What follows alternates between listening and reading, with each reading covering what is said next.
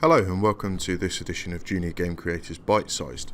Today we're going to be adding a health system to our existing template game Platform Runner. There's a link in the description below so you can find this version of the game yourself as well.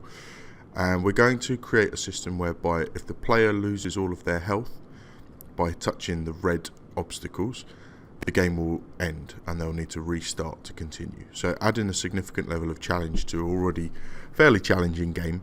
But one that I think will reward players to be a little bit more careful and thoughtful. So first of all, we want to create a variable called health. This is going to store our health and keep track of where we are as we move through the levels.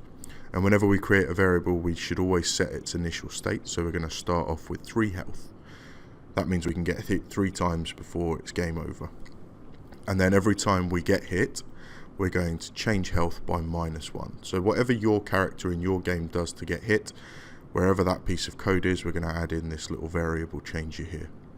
So we can test this out now, and hopefully every time we hit the red, we should go back to the start of the level but lose 1 health.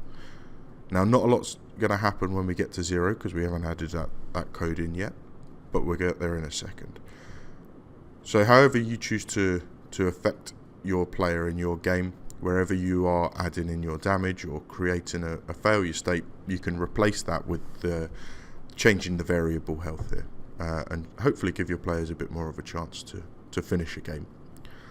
Now, in order to make sure it's game over when we get to 0, we're going to compare the value of health, and we're going to say if health is ever less than 1, which we're going down 1 at a time, so it should go straight to 0, we're going to stop all.